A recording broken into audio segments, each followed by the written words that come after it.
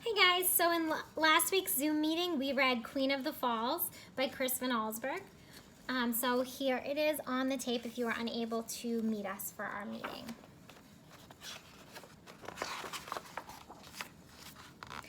Imagine being a small flea standing on a sidewalk next to an open fire hydrant. This is how the visitors at the waterfalls of Niagara feel. The water drops from a height that is as tall as a 17-story building, roaring like a locomotive and sending up endless clouds of mist as it crashes onto the rocks and water below. The earth at its base practically shakes, terrifying and thrilling anyone who goes there. A visitor to Niagara back in the year 1901 would have found towns built on both sides of the falls, with many hotels that held the trainloads of people that arrived there each day. Tourists usually filled the sidewalks, restaurants, and horse-drawn carriages. However, midday on October 24th of that year, the streets and sidewalks were strangely deserted. On that cool autumn Monday, all of Niagara had gathered at the edge of the falls. There, in the mist, a restless crowd of thousands waited impatiently. Suddenly, voices shouted, "There it is!" Outstretched hands pointed to the crest at the cascading wall of water. For a fleeting moment, a large barrel was visible, and then it plunged over the falls, disappearing in a liquid avalanche. Many in the crowd cried out, then all eyes were frozen on the churning water below. Why had so many people gathered to watch a barrel plunge over the waterfall? Wouldn't tons of water pounding into the rocks below simply have broken it to pieces? And yet there they stood, watching and waiting, holding their breath, waiting, because they all knew the barrel was not empty. Bay City, Michigan, was a lodging town located 200 miles west of Niagara Falls. On its main street, tucked in between the shops and offices, was a charm school, a place where the children of Bay City's finest families could learn the correct fork to use at dinner and the usefulness of handkerchiefs and how to properly dance the waltz. The schoolboy's owner and only teacher was a short, plump, and fussy 62-year-old widow named Annie Edison Taylor. For many years, she had traveled around America, from Chattanooga to Charleston to San Antonio, offering classes in dance and fine manners. Finally, her travels led her to Bay City, where more than 100 children enrolled in her new school. But her success didn't last. As Annie grew older and her classes grew smaller, she was forced to say goodbye to her final student and close the school. Sitting in a place she called home, a small room in a boarding house, Annie worried about her future. She had not saved much money during her years of traveling and teaching. Now she was frightened she might end up in a poorhouse, an unhappy place where old people without money or a family to care for them went to live out their years. She thought about looking for ordinary work as a store clerk or a cleaning woman, but Annie could not picture herself standing behind a counter selling candy to her former students or scrubbing the floors in their parents' homes. She was too proud, and the pay that she would earn was too little. What Annie needed was a plan, a way to strike it rich and put her money worries behind her for good. Days passed by, and the widow's small savings grew smaller. Try as she might, Annie could not come up with any idea until one warm July evening when she returned to her room with a newspaper. The front page carried a story about the large number of tourists visiting Niagara Falls that summer. Annie had visited the falls as a child and could remember clearly the thundering waters and the crowds of people drawn to them.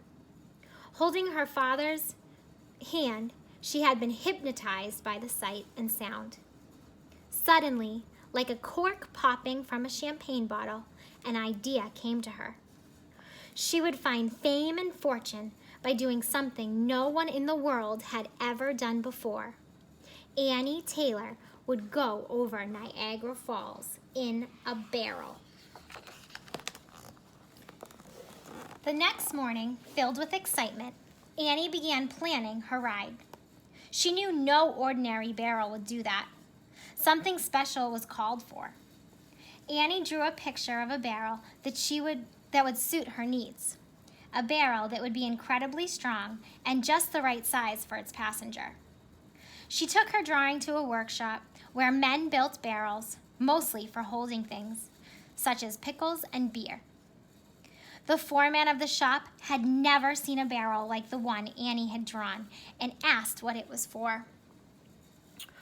When she shared her plans to ride the barrel over Niagara Falls, the man looked at Annie in disbelief. He handed the drawing back and informed her his shop would not build such a thing. The idea was madness, he told her. If she wanted to kill herself, she'd have to do it on her own. Annie went back to her room and continued to dream of the fame and fortune that would be hers once she conquered the falls. She looked at her drawing and was certain that she would be safe no matter how violent the ride. 3 days later, Annie called on the barrel maker again and convinced him she was not crazy.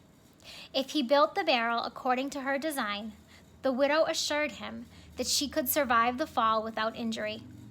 The foreman agreed to do it and put his 3 best men on the job. Annie worked alongside them, picking out each piece of the thick white oak they used.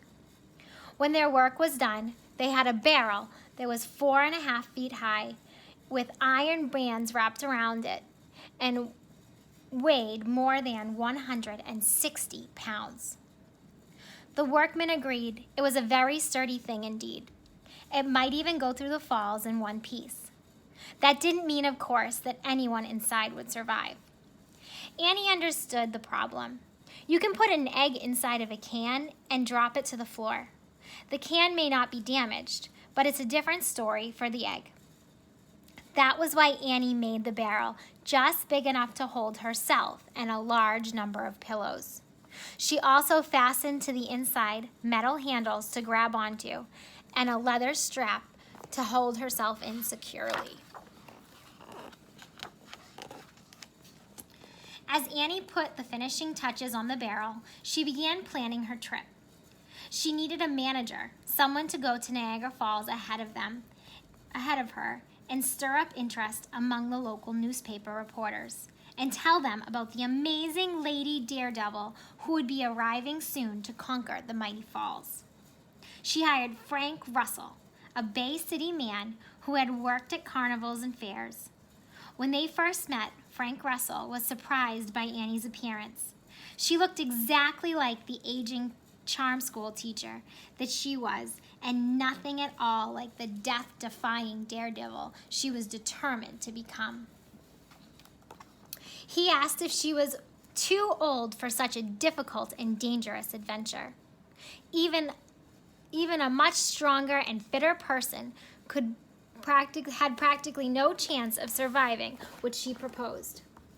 Annie had already decided that the public would have a greater interest in a daredevil more youthful than herself, so she told him that she was only 42, instantly erasing 20 years from her age.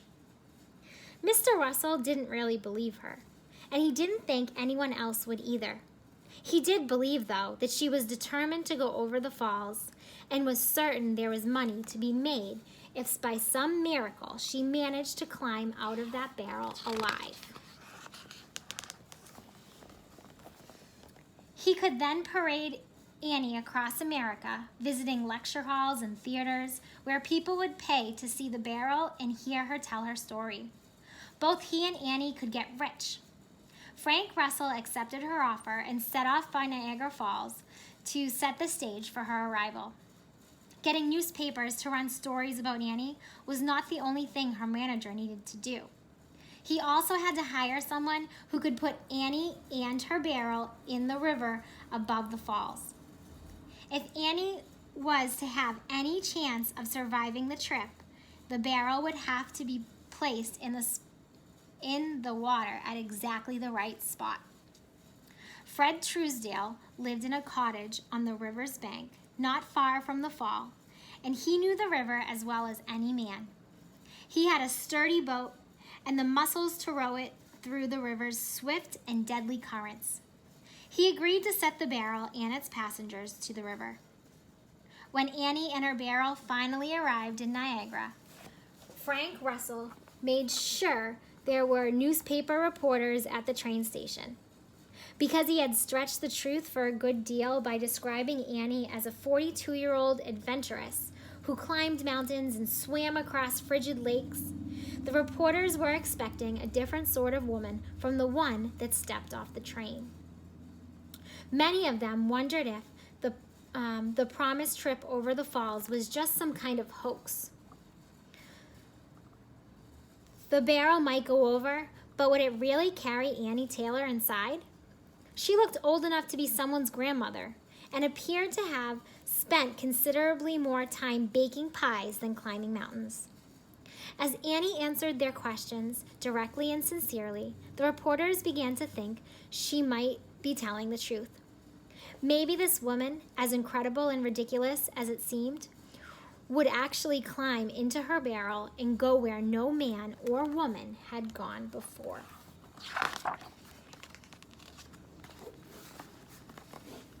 The reporters went back to their newspapers. The barrel was put in the display in Niagara's largest hotel, and Annie went with Frank to the boarding house where he'd taken rooms from them. Frank Russell decided that Annie should wait 10 days before taking her plunge over the falls. This would allow for some excitement and interest to build up in the public as they read the newspaper stories about the fearless Miss Taylor and viewed her barrel in the hotel lobby. When the fateful day arrived, Annie and Frank took a carriage to the riverside cottage of Fred Truesdale, the boatman. Annie's barrel, delivered from the hotel, waited for her there, along with a number of reporters and a small crowd of curious onlookers. Much larger crowds had gathered downriver by the falls, not sure if they would see a miracle that day or a tragedy. Fred Truesdale and his assistant, Billy Holleran, put the barrel in Fred's boat. They helped Annie aboard, and as they rowed out into the river, the reporters and spectators cheered and called out, "Goodbye, Miss Taylor!" She stood in the boat and waved. "I will not say goodbye," she told them, "for I know I will see you all shortly." Then Annie sat back down and adjusted her long black skirt, smiling politely at Fred and Billy. As for the two men, they pulled their oars. She could hear the fall's loud and angry roar, even from a mile away.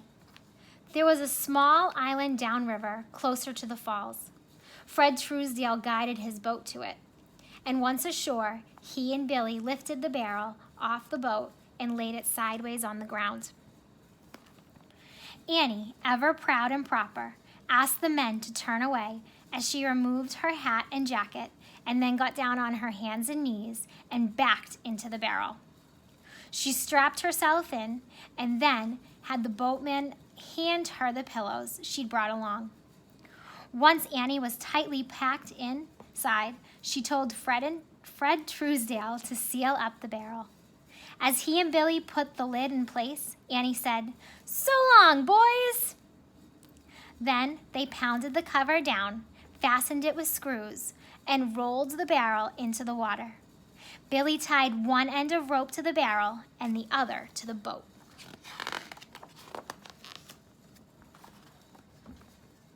The men rowed away from the island, drawing close to the points of no return, a place where the river ran so quickly on its way to the falls that no boat could escape its pull. Fred Truesdale taped the barrel with his oar and told Annie he was going to cut the rope. She her muffled voice answered back, "All righty." The line was cut, and the two boatmen rowed with all their strength, fighting the fierce current that quickly stole the barrel away. Along the shoreline, waiting crowds spotted Annie's barrel, carried along in the raging river that became more violent as it raced towards the awful drop. The barrel spun and tumbled, slamming against the rocks and waves, sometimes disappearing entirely from sight, sucked beneath the surface. A shout went up. "Here she comes!" That was repeated over and over, carrying the news downriver to the thousands waiting near the falls. The widow was on her way.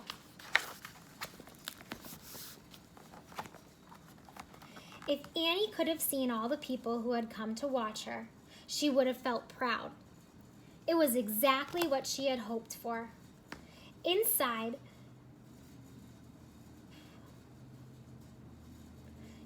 the cold, wet barrel, though, Annie could feel only one thing: complete discombobulation. As she shot through the rapids that led to the falls, she was upside down for 1 second, on her side the next, and then on her back. It was as if some angry giant were kicking the barrel towards the falls. Bang, bang, bang! Yet Annie knew the worst was still yet to come. Fred Truesdale told her the water at the very edge of the falls would be still for a moment. When she felt that, he warned, she must hold on for dear life and pray, which was exactly what happened next. For a few seconds, 1, 2, 3, Annie floated slowly and upright. She could hear the falls roaring even through her thick oak barrel. "Oh, Lord!" she whispered, and then she was gone.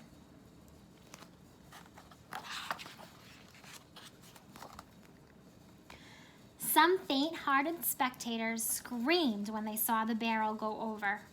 Others cheered, but most just stood silently with their mouths wide open and stared at the foaming water around the bottom of the falls. There was no sign of Annie, and not a piece of oak. Suddenly, the barrel hobbled to the surface. The crowd, still unsure of what had happened to its brave passenger, did not make a sound. When the barrel floated close to the rocky shore, men jumped into the water and lifted it onto the rocks. They knocked the lid off with a hammer.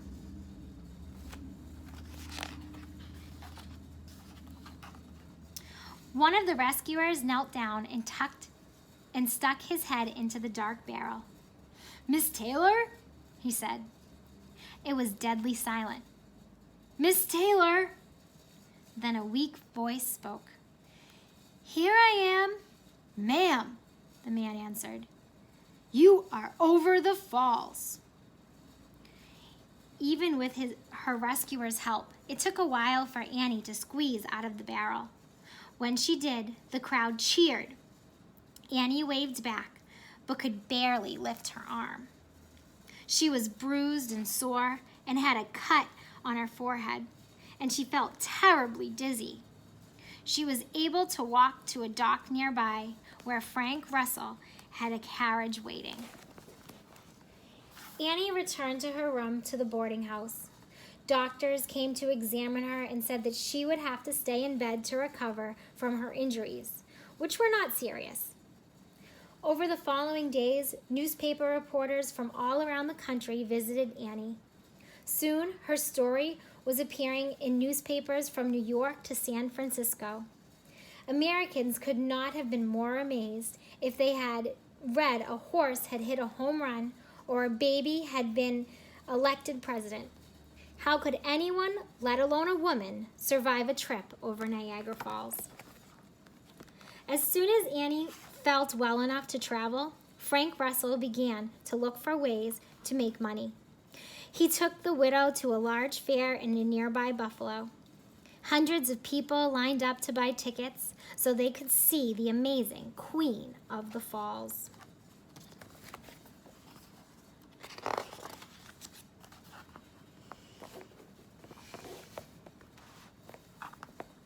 When Annie took the stage beside her barrel, the audience was confused. Whoops, sorry guys. The audience was confused. Could this really be the person in front of them? This grandma really be the brave and fearless Miss Taylor who dared to ride over the waterfall? Annie told her story, but when she was done, there were no eager questions or loud applause. Everyone seemed to find the oak barrel more interesting than the woman who had ridden inside it. When Annie was still back in Bay City, imagining her path to fame and fortune, she believed going over Niagara Falls in a barrel would be the hard part, but she was wrong. Through the fall and the winter of 1901, she and Frank Russell rode the train from one town to another, visiting lecture halls and theaters. The reaction to Annie was always the same. Excited crowds quickly lost their interest when they discovered the fearless Queen of the Falls was a little old lady. There were more and more empty seats in the theaters they visited. When it became clear to Frank Russell that he would not be getting rich with Annie, he ran off and, because he knew he could still sell it, he took her famous barrel with him. Fortunately, Annie was able to get the barrel back and to find herself a new manager named Billy Banks.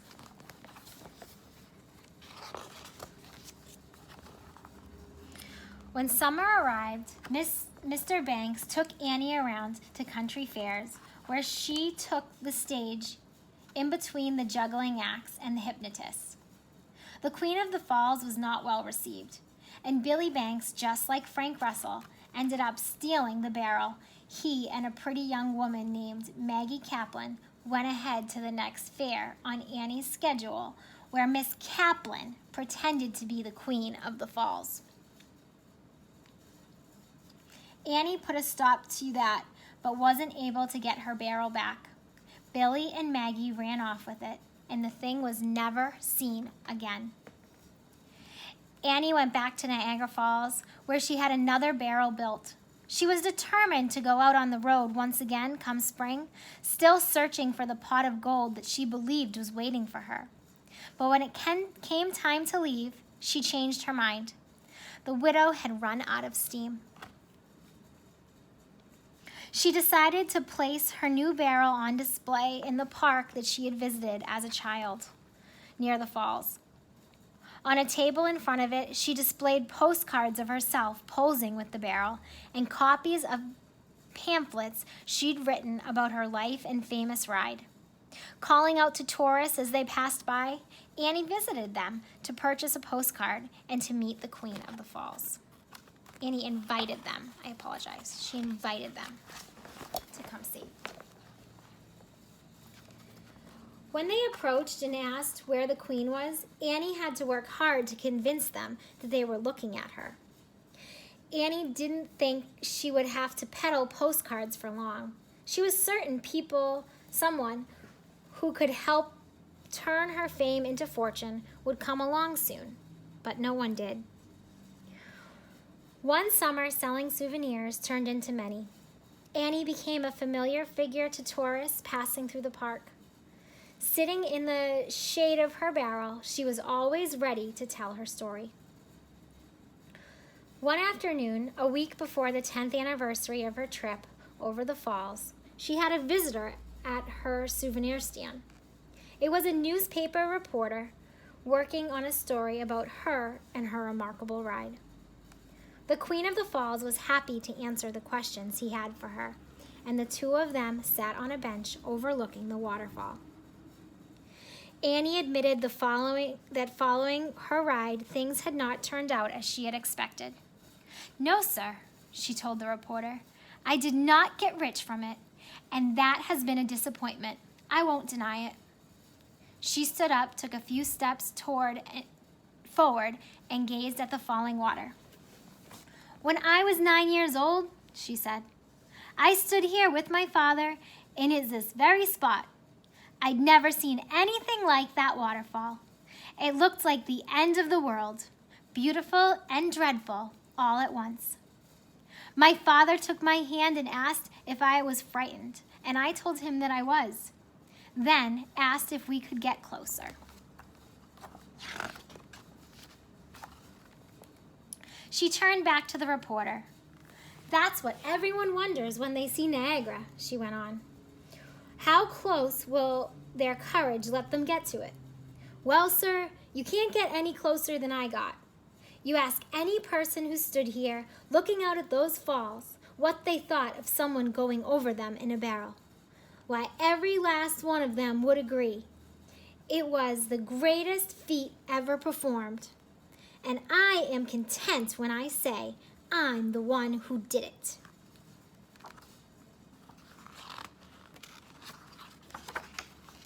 And that's it.